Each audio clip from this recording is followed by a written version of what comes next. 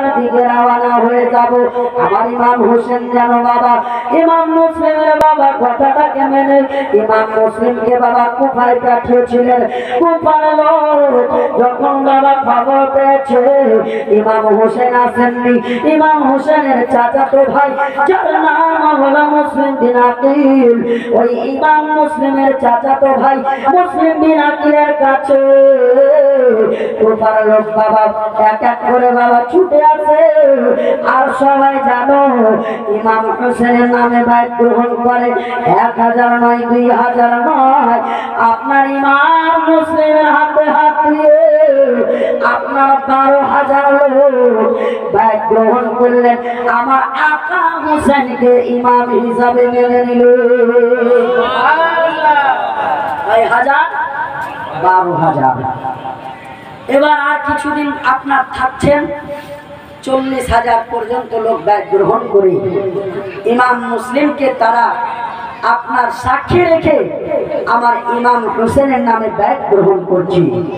ইতি অবস্থায় আপনার ওই যে আপনার প্রধানমন্ত্রীর নাম হলো ইয়াজিদ, ইয়াজিদকে কেউ চিঠি লিখছে, হুজুর আপনি আমাদের দেশের মন্ত্রী, আর এই কুফার অবস্থায় এত খারাপ, আপনি চুপ করে বসে আছেন। বলে কেন?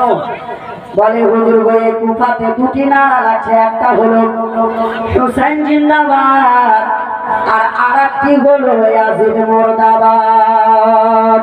ইমাম হোসেন ইমাম মুসলিম যেন ইমাম হোসেনের নামে আপনার সবাইকে দাওয়াত দিচ্ছেন বাবা, কিন্তু ওগো হোসেন আপনি জানো যত তাড়াতাড়ি ভাই কুফায় আছেন, এই কথাটা হলো আমার ইমাম মুসলিমের।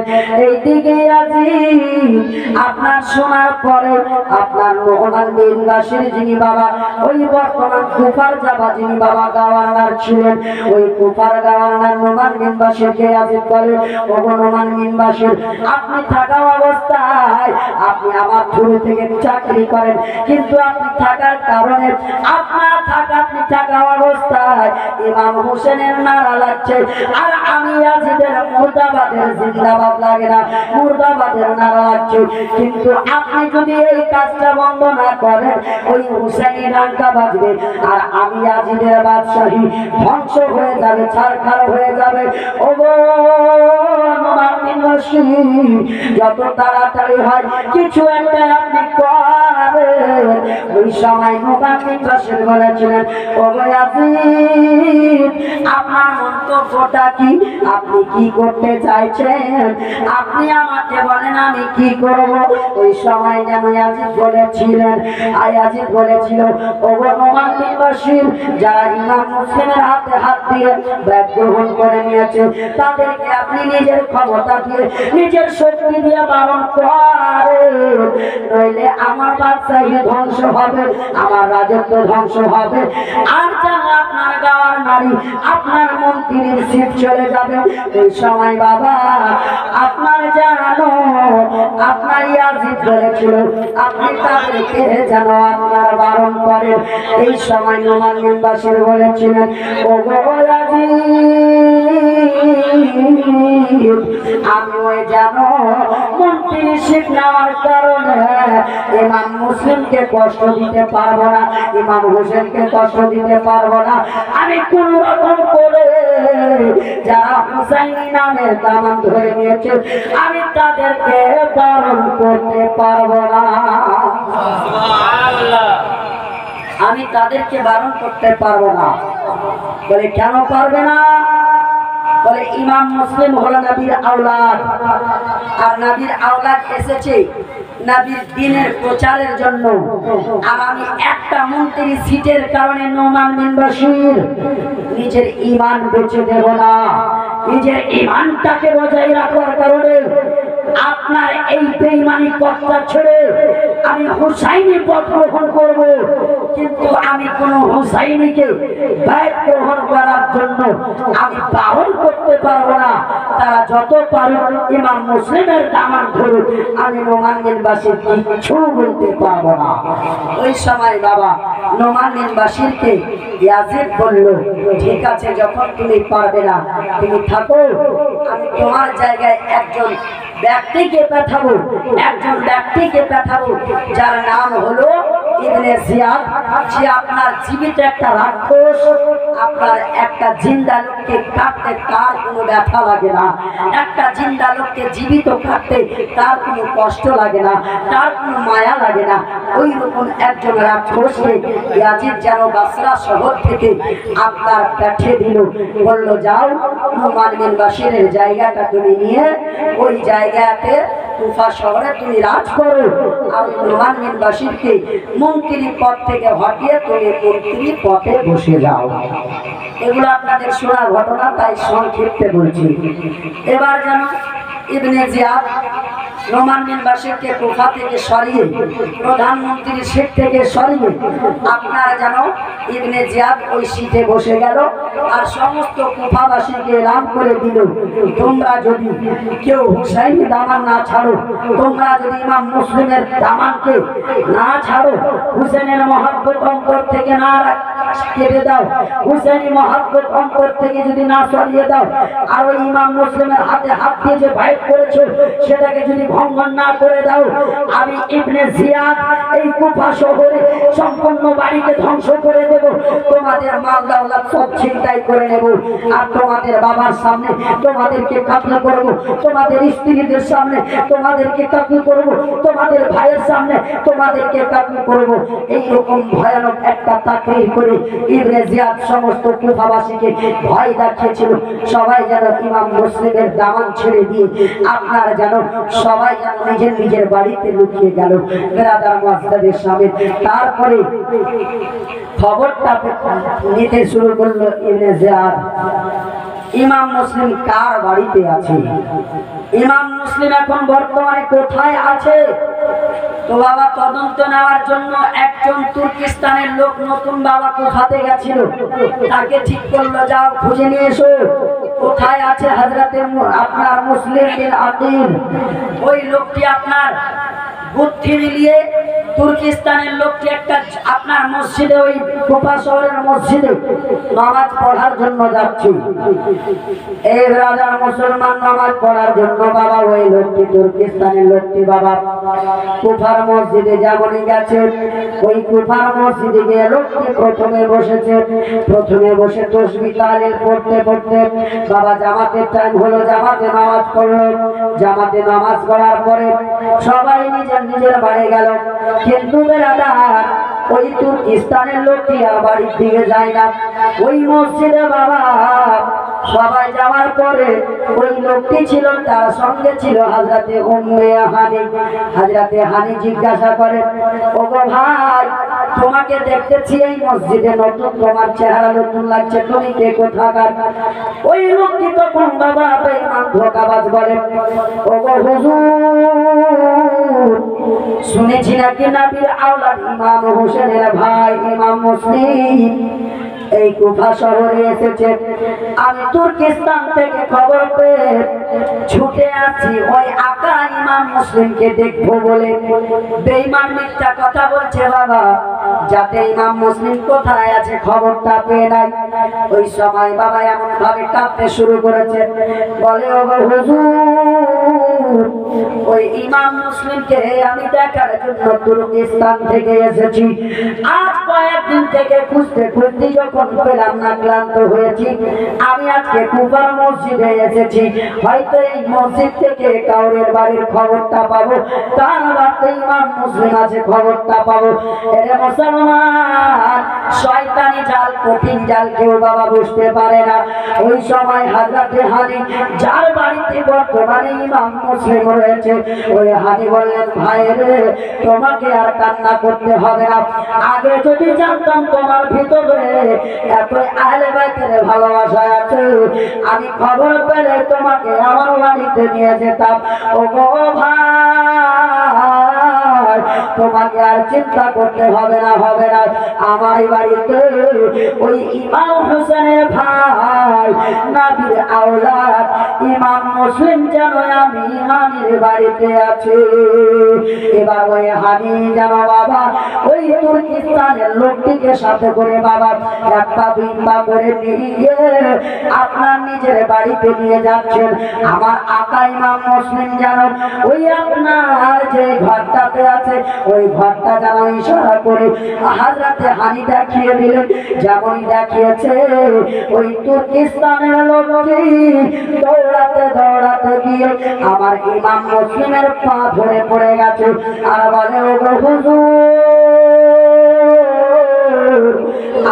আমি যে আহলে বাইতের দিওয়ানা, আমি আকা হোসেনের দিওয়ানা, আপনার নানা মুহাম্মদ আলীর দিওয়ানা। আপনাকে দেখার কারণে আমি জানো ওই তুর্কিস্তানের জমিন থেকে কুফায় এসেছি হুজুর, আর তার সাথে আমি 3000 টাকা নিয়ে এসেছি। আপনি যে আহলে খানদান, আপনি হলেন আহলে বাইত, আপনি হলেন নবীর আওলাদ। ওই কুফা শহরে যে আপনি এসেছেন, মদিনা থেকে মক্কায় এসে মক্কা থেকে কুফায় এসেছেন, জানি না আপনার কাছে কিছু আছে কি নাই, তার জন্য আমি আজকে 3000 টাকা উপহারে দেব, আপনি ফিরিয়ে দিয়ে না কবুল করে নিয়ে। কত সুন্দরভাবে জাল ফেলছি। ইমাম মুসলিম ওই বাবা ওই শয়তানের মিষ্টি মধুমাখা কথা শুনে, তার কথা শুনে ইমাম মুসলিম যেন তার 3000 টাকা বাবা নিয়ে নিল।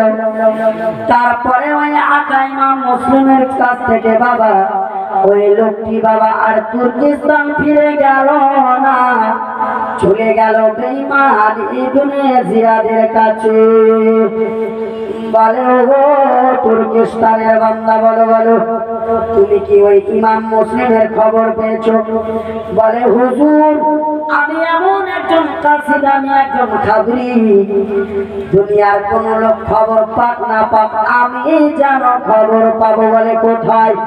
বলে আপনি যে যার খোঁজে আছেন, আপনি যে ইমাম মুসলিমের খোঁজে আছেন, সেই ইমাম মুসলিম আপনারই কুফা শহরের একজন পাকা সাচ্চা নামাজি, যিনি হলেন রাত্রি জেগে ইবাদতকারী, যার নাম হলো ইমাম আপনার, যার নাম হলো উম্মে হানি, তার বাড়িতে যেন ইমাম মুসলিম আশ্রয় নিয়ে আছে। ইবনে জিয়াদ বেঈমান যেন বাবা কয়েকজন লোককে বাবার সঙ্গে করে পাঠিয়ে দিল, যাও যাও আমি এলান করার সাথে, আমি এলান করার পরে ওই ইমাম মুসলিমকে হানি বাড়িতে আশ্রয় দিয়েছে, যাও যাও ওই হানিকে গ্রেফতার করে এনে কারাগারে বন্দী করে দাও। বেঈমানেরা বলছে যারা আহলে বাইতকে ভালোবেসে বাড়িতে আশ্রয় দিবে তাদেরকে আমি মারবো, হত্যা করবো, কষ্ট দেব, যাও তোমরা হযরতে হানিকে ধরে নিয়ে এসো। বেঈমানেরা সবাই কয়েকজন গিয়ে হযরতে হানিকে বাড়ি থেকে আপনার গ্রেফতার করে নিয়ে আসলো, আর যেন কারাগারে বন্দী করে দিল, আর বলল যতক্ষণ পর্যন্ত ইমাম মুসলিমকে কাতল না করেছি ততক্ষণ পর্যন্ত কেউ হানিকে কাতল করবে না। কিন্তু বাবা নাইনি খেতাবাত কিতাবের মধ্যে পাওয়া যায় যে বেঈমানেরা ইমাম মুসলিমকে আপনার শহীদ আগে করেননি, আগে শহীদ করেছে হযরতে উম্মে হানিকে। উম্মে হানিকে এই জন্য শহীদ করলো, ওগো উম্মে হানি তুমি যে ইমাম মুসলিমকে বাড়িতে আশ্রয় দিয়েছো, ওই হযরতে ইমাম মুসলিমকে আমাদের হাতে তুলে দাও, নইলে তুমি জীবন দাও। হযরতে উম্মে হানি বলেছিলেন ওগো ইবনে জিয়াদ আমি একজন উম্মে হানি, কেন আল্লাহ যদি আমি উম্মে হানিকে 100টা জীবন দান করে আমি 100টা জীবন দিয়ে দেব, কিন্তু নবীর আওলাদকে তোমার মতো একজন বেঈমানের হাতে তুলে দিব না। আল্লাহ রাদার মুআজ্জাদ শামিল সেই সময় উম্মে হানিকে বেঈমানেরা মারতে মারতে ইবনে জিয়াদ বলল বাজারের দিকে নিয়ে যাও, কুফার বাজারে গিয়ে তাকে কাতল করো। কিসের জন্য? বাজারে যখন কাতল করবে সমস্ত কুফার লোক দেখতে পাবে, বাজারে বিভিন্ন গ্রামের বিভিন্ন জায়গার লোক হাজির হয়। তারা যখন জিজ্ঞাসা করবে এই লোকটার এই দশা কেন হলো, এই লোকটাকে টুকরো টুকরো করে কাটা কেন হলো, তোমরা বলবে নবীর বেটা, নবীর আওলাদ ইমাম মুসলিমকে এই লোকটি বাড়িতে আশ্রয় দিয়েছিল, তার এই রকম দশা হলো, তার জন্য একে এই রকম মৃত্যু দেওয়া হলো। সবাই দেখতে পাবে, আর কেউ ভয়ে হযরতে ইমাম মুসলিমকে বাড়িতে আশ্রয় দেবে না। বেরাদার, এতক্ষণে তারা ইমাম হোসেনকে চিঠির ওপর চিঠি দিচ্ছে, ও কাকা হোসেন আপনি কুফায় আছেন, আপনাকে আমরা ইমাম মেনে নিয়েছি মনে মনে, আর আজকে সেই ইমাম হোসেন একজনকে পাঠিয়েছেন সেখানকার খবর নেওয়ার জন্য। বেঈমানেরা তার সঙ্গে এইরকম দুর্ব্যবহার করতে শুরু করেছে। বলেন তো বাবা, তারা দাওয়াত দিয়ে ডেকে ধোঁকা দিল কি দিল না? হযরতে উম্মে হানি বেঈমানদের সঙ্গে বাবা এক পা দুই পা করে বাবা হেঁটে যায়, হযরতে হানিকে নিয়ে চলে যায় ওই কুফা শহরে। হযরতে হানিকে বাবা নিয়ে গিয়ে বেঈমানেরা একবার বাম হাতে আপনার তলোয়ারের আঘাত দিচ্ছে, একবার ডান হাতে তলোয়ারের আঘাত দিচ্ছে। হযরতে হানি বলেছিলেন, আল্লাহ গো, আহলে বাইতকে ভালোবাসার কারণে এইরকম যদি কষ্টের মরণ পেতে হয়, ও আল্লাহ এইরকম জীবন আপনি হানিকে বারবার দান করেন, আমি আহলে বাইতের মহব্বতে বারবার এইভাবে মরতে রাজি। হযরতে হানি বাবা দুনিয়ার মুখ থেকে বাবা আহলে বাইতকে ভালোবাসার কারণে কোন দুনিয়ার হিন্দু নয়, খ্রিস্টান নয়, কোন আপনার বৌদ্ধ নয়, দুনিয়ার মুসলমান হয় বাবা আহলে বাইতকে ভালোবেসেছে, তাই এক মুসলমান আর এক মুসলমানকে বাবা মেরে দিচ্ছে। এবার ইমাম মুসলিম বাবা খবর যখন পেল আমার মেজবান অর্থাৎ উম্মে হানিকে ইয়াজিদের ইবনে জিয়াদের লোকেরা ইয়াজিদিরা শহীদ করে দিয়েছে, হযরতে ইমাম মুসলিম আপনার জানো ওই আপনার হানির বাড়ি থেকে বাবা রাতের অন্ধকারে যেতে যেতে আপনার জানো একবার জানো বাবা একটি জায়গায় বাবা সমস্ত কুফাবাসীদেরকে বাবা ডাক দিচ্ছে। এখনো বাবা অনেকটা সময় আছে রে কুফাবাসীরা বেঈমানদের তলোয়ারের ভয়ে তাদের ধমকিতে তোমরা আল্লাহ আল্লাহ রাসূলকে ভুলে যেও না, তোমরা জানো আহলে বাইতকে ভুলে যেও না, যে আহলে বাইতকে তোমরা দাওয়াত দিয়ে ডেকেছিলে আজকে তাদেরকে ডেকে তোমরা ধোঁকা দিচ্ছ রে, এটা যে তোমাদের জন্য একটা গাদ্দারি হচ্ছে। তোমরা এখনো শাসন হয়ে যাও, নইলে কাল কিয়ামতের ময়দানে নবী মুস্তাফাকে জবাব দিতে হবে, না না মুস্তাফার দরবারে তোমাদেরকে খাড়া হতে হবে। সেই দিন তোমরা আমি ইমাম মুসলিমকে দোষ দিও না যে আমি তোমাদেরকে কখনো নবীর শরীয়তের কথা বলিনি, আল্লাহর কোরআনের কথা বলিনি। এইভাবে বক্তব্য শুনতে শুনতে ইমাম মুসলিমের কথা শুনে আপনার কুফার লোক আবার জানো আমার ইমাম মুসলিমকে বাবা সাপোর্ট করলেন, যেমনই সাপোর্ট করেছে আবার জানো ইবনে জিয়াদ শুনতে পেয়ে নিয়েছে। এইদিকে ইবনে জিয়াদ শুনতে পাওয়ার পর বলে দিল যারা ইমাম মুসলিমকে বাড়িতে আশ্রয় দিবে তাদেরকে আমি ইবনে জিয়াদ দুনিয়া থেকে ধ্বংস করে দেব, তাদের বাড়ি জ্বালিয়ে দেব, তাদের জমি জায়গা সম্পদ আমি কবজায় করে নেব। বলেন তো বাবা দুনিয়ার বুকে মরণের ভয় কাকে নাই? আছে না? সবাইকে মরণের ভয় আছে। হযরতে ইমাম মুসলিম বাবা ডান দিকে তাকায়, সবারই বাড়ির দরজা বন্ধ, বাম দিকে তাকায় সবারই বাড়ির দরজা বন্ধ। ইমাম মুসলিম কেঁদে কেঁদে বলেছিলেন, আল্লাহ গো, ওগো মাবুদ মাওলা, একটি সময় এই কুফার লোকেরা আপনার নবীর নওয়াজা ইমাম হোসেনকে চিঠির উপরে চিঠি লিখে এই কুফায় ডাকতেছিল, ওগো আল্লাহ আমার ইমাম হোসেন আসেনি, খুব ভালো হয়েছে। আমার ইমাম হোসেন যদি আসতেন, বেঈমানেরা আকা হোসেনের সঙ্গে এইভাবে বেঈমানি করত। ওগো আল্লাহ রাব্বুল আলামিন, আমি এখন যাব তো কোথায় যাব? ইমাম মুসলিম বাবা এতক্ষণ যে কুফার লোকের বাড়ির ছায়ার তলে, বাড়ির ছাদের তলে আশ্রয় নিয়েছিলেন, ওই বেঈমানেরা বাড়ির তলে তো আপনার রাখার দূরের কথা, বাড়ির ছাদের তলে তো রাখা দূরের কথা, কোন বেঈমান আর যেন আমার ইমাম মুসলিমের পাশে আসে না।